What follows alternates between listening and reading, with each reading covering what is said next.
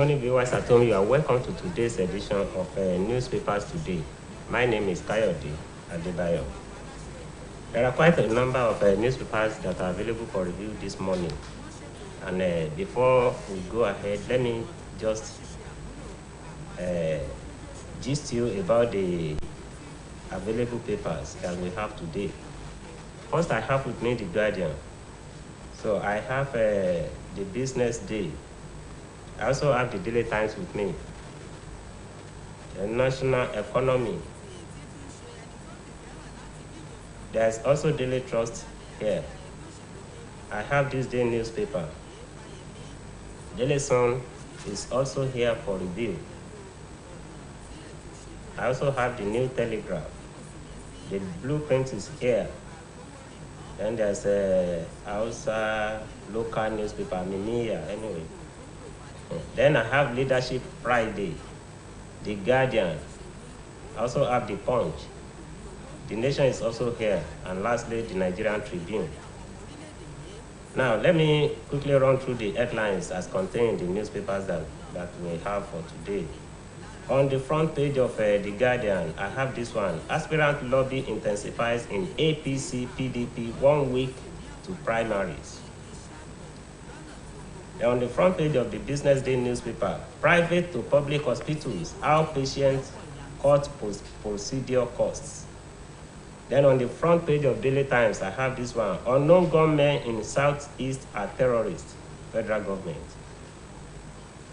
Then on the front page of the National Economy newspaper, Nigeria's economy loses 1 trillion naira annually over absence of port automation. Then on the front page of the Daily Trust, I have this one. Wike, Fayemi, Tambwa, 6 other governors squander millions on private jets. Then on the front page of this day newspaper, I have this bold headline. Obasanjo, Nigeria's inability to contain insecurity, a choice by our leaders. Good. Then on the front page of the Daily Sun, Buhari unsettles APC aspirants. President silence, non-show of preference so far, leave contenders in quandary. Fears of consensus option heightened. Then on the front page of the New Telegraph, I have this one of Kaduna. El-Rufai, Boko Haram, and Saru terror groups now in Kaduna. On the front page of the Blueprint, I have this one. 13 months after Niger governor's alarm, Boko Haram and Saru abandoned Sambisa for Kaduna Forest, El-Rufai. Then on the front page of Leadership Friday, I have this one. Boko Haram and Saru terrorists now in Kaduna, El-Rufai cries out. On the front page of The Guardian, okay. Aspirants lobby intensifies in APC, PDP 1 week to primaries. And on the front page of the Punch newspaper, presidential primaries, uncertainty over APC, PDP delegate list as Buhari delays electoral act.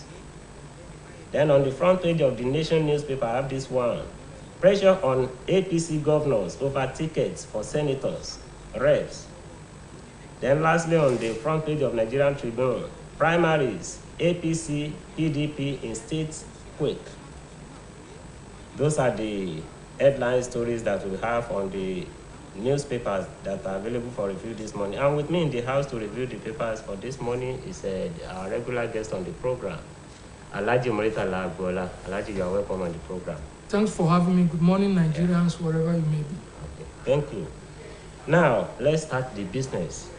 Let's start with the Guardian newspapers. Insecurity, the dark clouds over 2023 general elections. Aspirant lobby intensifies in APC, PDP 1 week to primaries. Well, it's a normal thing, and in the political circle, this is their time. Okay. Reports have it that most aspirants are mopping up foreign currencies, dollars, pound sterling, and other form of euros and other things. That's what they are going to spend at the primaries for election. So they are going to outspend each other to win the election. So at the end of the day, the candidate that may emerge may not necessarily be the candidate Nigerians want, Okay. but the candidate will be the one with a large war chest, Okay. who has the money Okay. to do it. Quite unfortunate, very sad, when we claim that there's no money in the country, so the government cannot do the right things, and yet we have aspirants spending like money is going out of business. But that's the situation we find ourselves. Most of us, the voters, are helpless, so we are going to do their bidding, and they'll come up with a candidate for us, and we have no choice but to vote. So the situation, Okay. particularly now, a week to the time, a lot of intrigues, shenanigans, horse trading and other things will be going on. Okay. So that how well you can spend and how well connected your structures are will determine who eventually wins in the two major political parties. Okay. For others, well, democracy, everybody has his right to contest, fine. But if you ask me, and sincerely too, this thing is between the two major political parties, the APC, ruling party, the major opposition party, the PDP. Okay. Now, let's look at this story. It's a kind of alarm. Insecurity, the dark clouds over 2023 general elections. Yes, I remember vividly in 2015, Jonathan had to, the INEC under Jonathan had to shift the election forward a little. Okay. And the situation we have on ground is not very far. In fact, it's even worse than what we had then. The governor of Kaduna State has come out telling us the situation. Okay. So I don't know what he expects Nigerians to do. Okay. He is in government. He's a governor, a sitting governor of Kaduna State. He's from the APC extraction. The party in government is APC. Now he's crying out. So what does he expect us to do? Is he crying on opposition, the PDP, to curtail the insecurity? Or what's he exactly saying? Now, you see, honestly, some of our leaders really don't deserve to be. Because the whole essence of leadership is to tackle problems. Now, this is not the first time. This is about the second time. El-Rufai will come. The other time, he told us that they know where the bandits are. They know where you didn't do anything. Today, you are still coming up with... So what does he expect us to do? I don't know. Well, if you know what to do, okay, he suggested, in this one, he suggested that maybe some people should be relocated between Abuja and Kaduna. They should be relocated, or they should bomb the place. Whatever it is, they are in government. They have the security apparatus. They have intelligence information.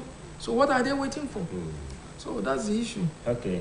Let's see this story from the Daily Times. Unknown gunmen in Southeast are terrorists. That is coming from the federal government. Yes, for the federal government, IPOB is an outlawed organization. Okay.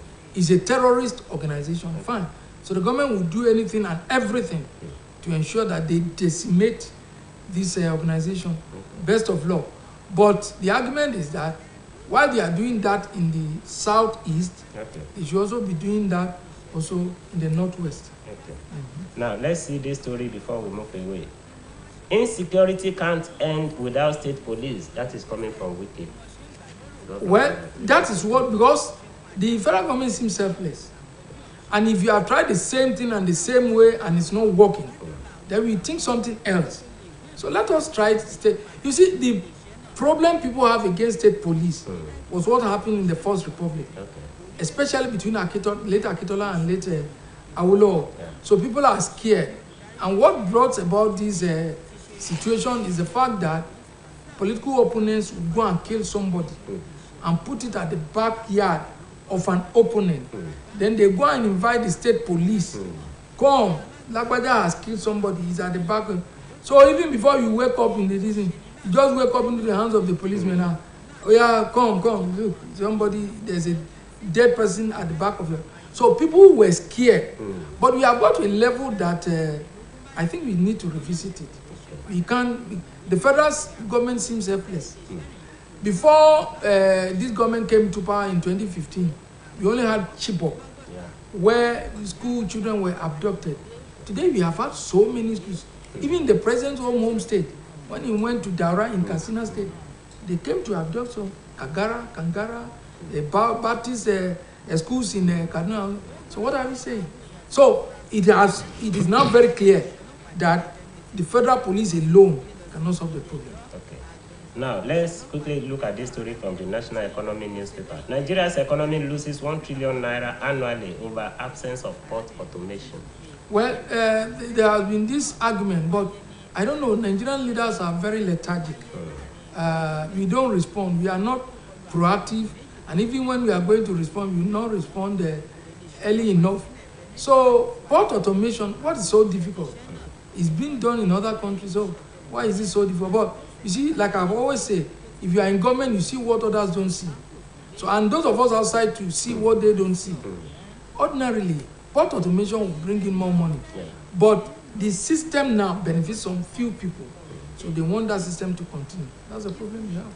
Okay, now let's see this story from the Daily Trust newspaper. Presidential ambition. Wike, Fayemi, Tambuwa, 6 other governors squander millions on private jets. Yes, that's they have the means, so they can procure it. But ordinarily, it shouldn't be so. But this our country, anything goes. So they are sitting governors. They have access to money, so they can do and undo. But whether they will be able to sustain such expenses after the office is yet to be seen. Okay.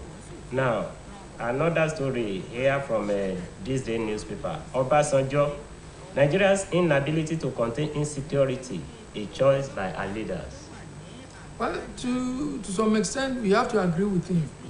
I mean, there's no problem that has no solution. But this banditry, terrorism, abduction, all has defied all solutions.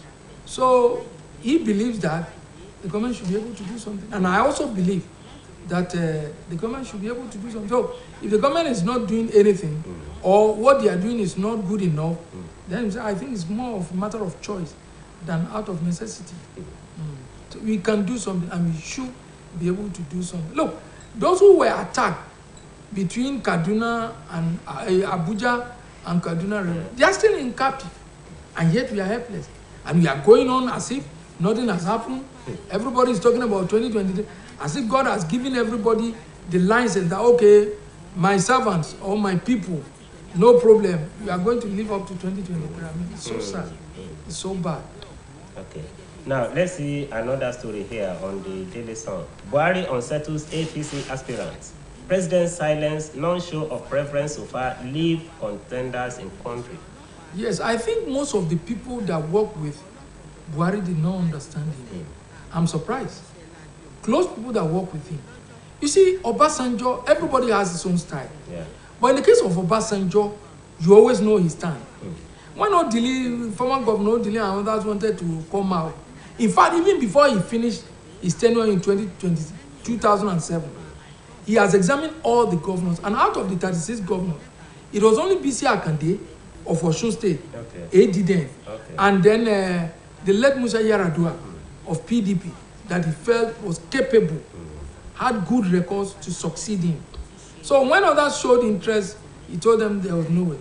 But in the case of our president, Mr. Integrity, General Muhammad Buhari, everybody that comes around, I want to go and be the president to succeed you. No problem, go, no problem. So at the end of the day, we have a litany of aspirants, and everybody claims he had the consent of the president. I'm surprised people could not read him. So, and he's not saying anything. He will only give you the go ahead in private. When it comes to public, he not say anything.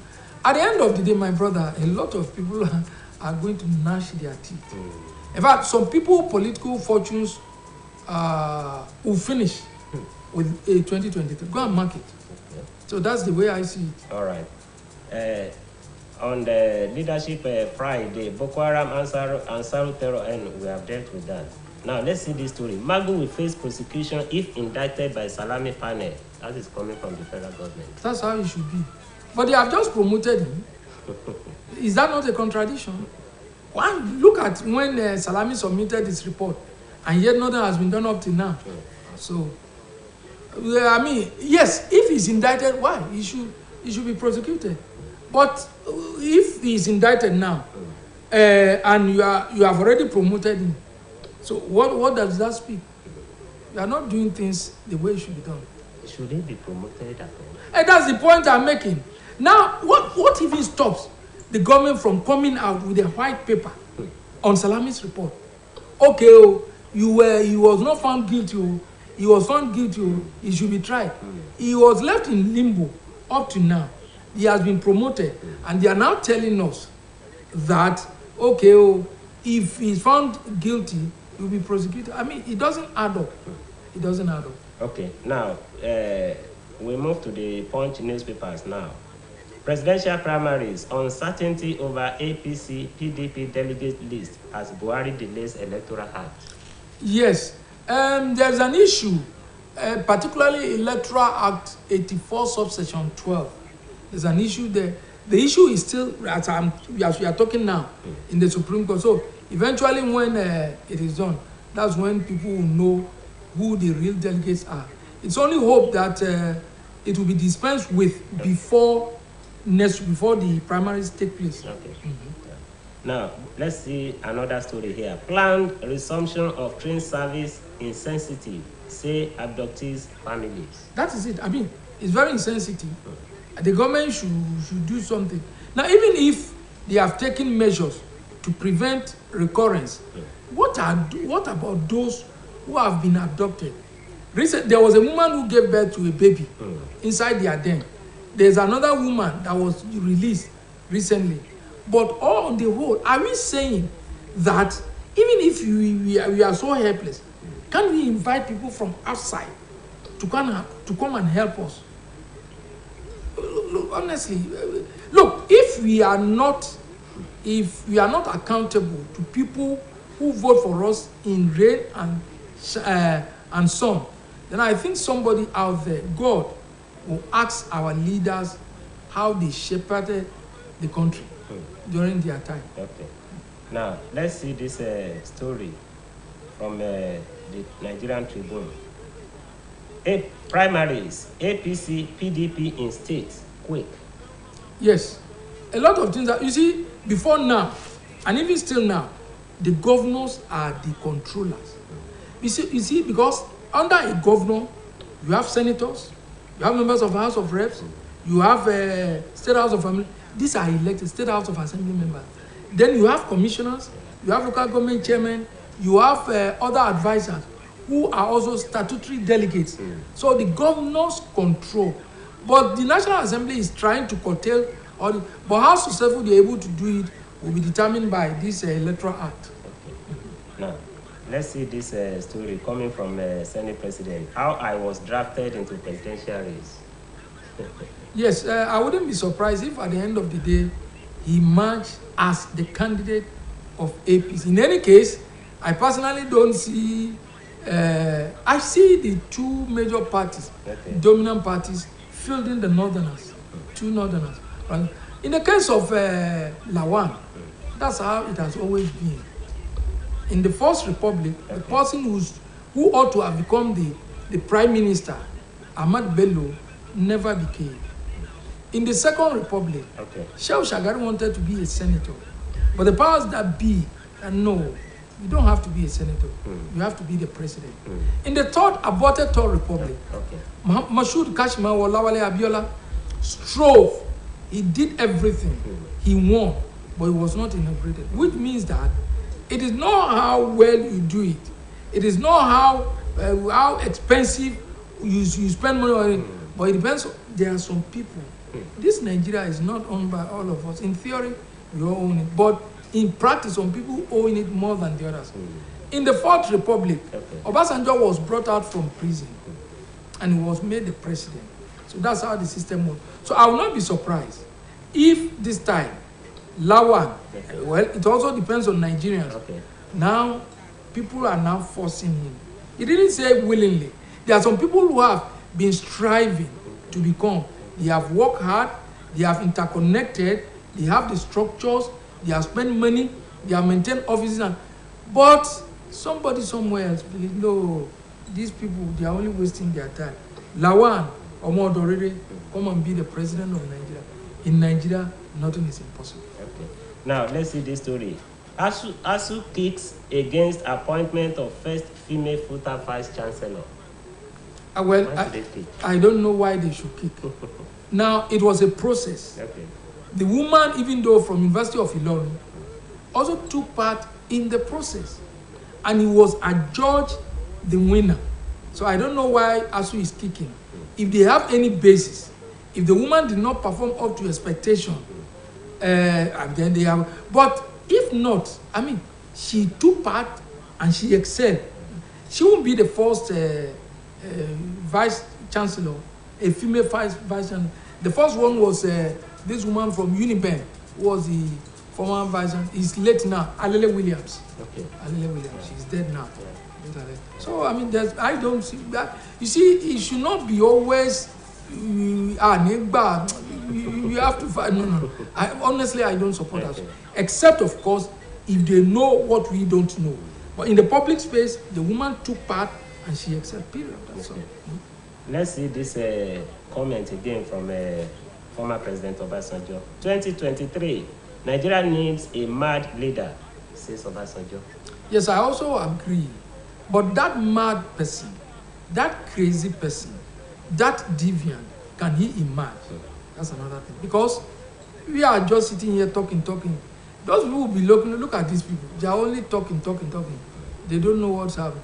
Now, when the decision is going to be taken, the correct decision by then that will influence or affect Nigerians, they'll just sit down in the comfort of their offices and then decide who becomes the president. Now, such a person will never be the choice of the people. Now, a lot of promises were made. You begin to ask yourself, how many of the promises made have been fulfilled?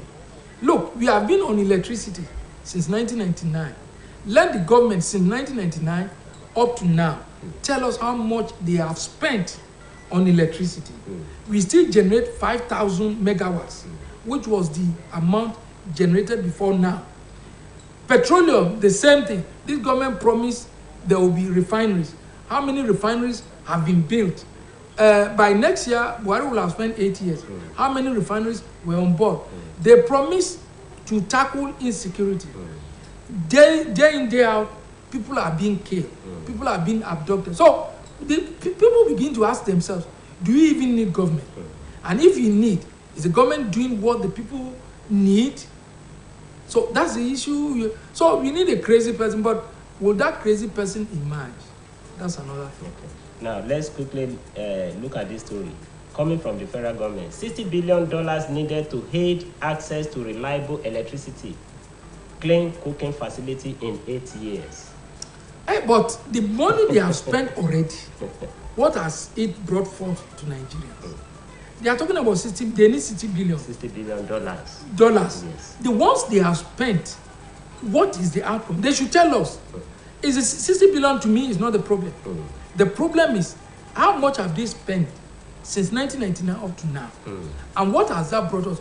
If they are giving that $60 billion, what is the guarantee that it will be different? Okay. Just before we round up, Buhari signs National Health Insurance Bill. Yes, it's a good development. In the Osun State, we have OHIS. Yeah. At the national level, we have National Health Insurance Scheme. Yeah. They are all development. You see, that's the only way by which people can have access to quality medical facilities. Otherwise, we are so poor. Many of us are so poor that, you see, sometimes when people they fall sick, the only thing is they go to the churches, they go to mosques to let people pray for them because they don't have the money. Well, you might call them ignorance, but when you don't have money, you don't have. And you can't get to hospital and see the doctor and you prostrate like a Yoruba man would do. Look, the man will not listen to you. So that's the issue. So the health policy, fine. But if you see, in that case, you are not going to pay at one time. You are going to pay periodically. So I think it's a good policy that other government that will come after him should follow through. All right, thank you. Our time is fast and time is no longer on our side. Alhaji Emeritala Agbola, thank you for coming on the program today. Thank you for having me. Appreciate your presence. And have a nice Now, day. viewers at home, this is where we are going to stop the program for today. Tomorrow is another day when we bring you a fresh edition of the program, Newspaper Today. Until then, I am Kayode Adebayo. Bye-bye.